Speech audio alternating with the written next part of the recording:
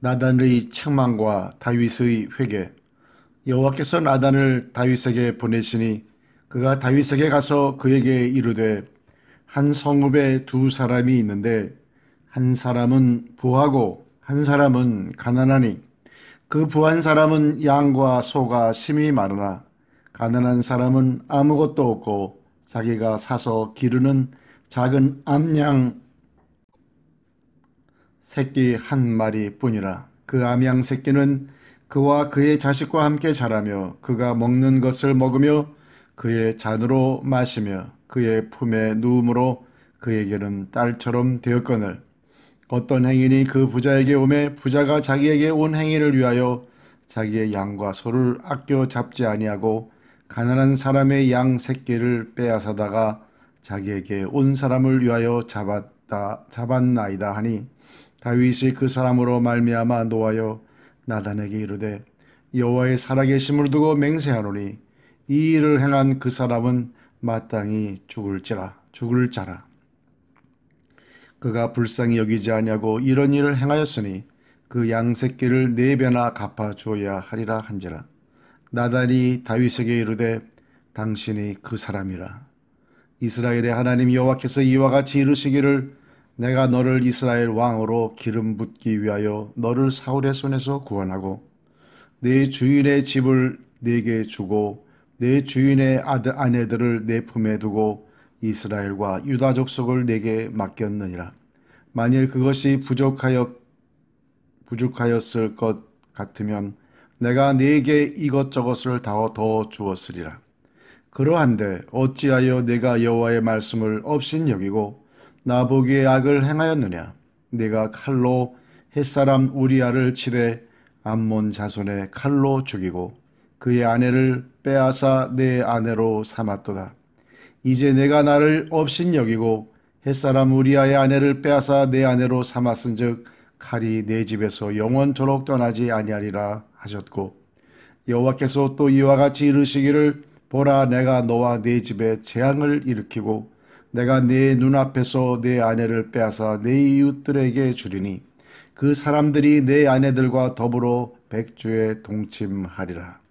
너는 은밀히 행하였으나 나는 온 이스라엘 앞에서 백주에 이 일을 행하리라 하였나이다 하니, 다윗이 나단에게 이르되, 내가 여호와께 죄를 범하였노라 하매 나단이 다윗에게 말하되, 여호와께서도 당신의 죄를 사하였나니 당신이 죽지 아니하려니와 이 일로 말미암아 여호와의 원수가 크게 비방할 거리를 얻게 하였으니 당신이 낳은 아이가 반드시 죽으리이다 하고, 당신이 그 사람이라.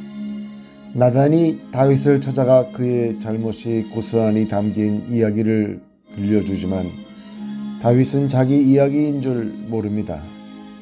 그러자 나단은 직접 다윗의 죄를 지적하고 하나님의 심판을 선고합니다. 하나님은 어떤 분이십니까? 하나님은 우리의 굳은 마음을 깨고 죄를 태우기 위해 말씀을 보내십니다. 다윗은 사람을 보내 밧세바를 범했고 우리아를 죽였습니다. 그는 말만으로 원하는 모든 것을 이루는 절대 권력자였습니다. 그런 다윗에게 하나님이 선지자를 보내셨고 선지자를 통해 말씀을 보내셨습니다. 하나님은 불과 같고 바위를 쳐서 부스러뜨리는 방망이 같은 말씀으로 다윗의 악한 마음을 치실 작정이셨습니다. 말씀은 도저히 고칠 수 없을 것 같은 죄인의 마음을 고칠 것입니다. 하나님은 우리가 회개하면 죄를 용서하시지만 그래도 죄의 쓴 열매를 맛보게 하십니다. 칼로 우리아를 죽이고 우리아의 아내를 빼앗은 다윗에게 칼이 그의 집을 떠나지 않고 그의 집에 재앙이 임할 것이며 그 이웃이 대낮에 온 이스라엘 앞에서 그의 아내들과 동침할 것이고 그가 낳을 아이가 죽을 것이라고 선언하셨습니다. 그리고 이 일들은 다윗의 생애에 실제로 일어났습니다. 말로 회개하는 것으로 모든 책임에서 노연한다고 생각하는 것은 하나님을 오해하고 왜곡하는 일입니다. 나에게 주시는 교훈은 무엇입니까?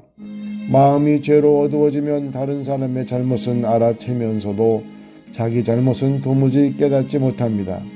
다윗은 나단의 이야기를 들으며 부자의 죄를 정확히 알았고 정의를 세우기 위해 부자에게 어떤 형벌을 내려야 하는지도 알았습니다. 그런데 그 부자가 바로 자기를 가리킨다는 것은 전혀 눈치채지 못했습니다.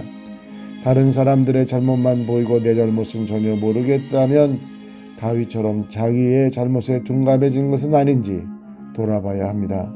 하나님의 말씀과 정의의 잣대는 먼저 내게 대봐야 합니다. 권력을 두려워하지 않고 불의를 비판하며 하나님의 말씀을 선포할 수 있는 사람이 필요합니다. 바로 그 사람이 그가 전하는 말씀이 권력의 폭주를 막을 수 있기 때문입니다. 선지자 나단은 말로 사람을 죽일 수 있는 절대 권력자인 다윗 앞에서 당신이 바로 그 아이니라 하며 잘못을 지적하고 하나님의 심판을 선포했습니다. 나단처럼 권력에 길들이지 않고 예언자 정신을 잃지 않은 사람이 됩시다. 기도 다른 사람들의 잘못을 비판하기 전에 저의 죄와 탐욕을 직시하게 하소서. 아멘.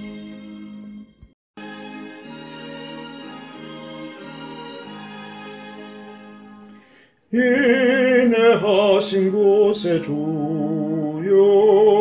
내가 비오니 죄인오라 하실 때에 날 보러 소서. 주여 주여 내가 비오니 죄인오라 하실 때에 날 보러 소서. 자비하신 보좌 앞에 꿇어 엎드려 자복하고 회개하니 믿음 주소서. 주여 주여 내가 비오니 죄인오라 하실 때에 날 보러 소서. 오늘도 주 안에서 말씀으로 순종하시고 찬양으로 승리하시는 복된 하루가 되시기를 기도드립니다.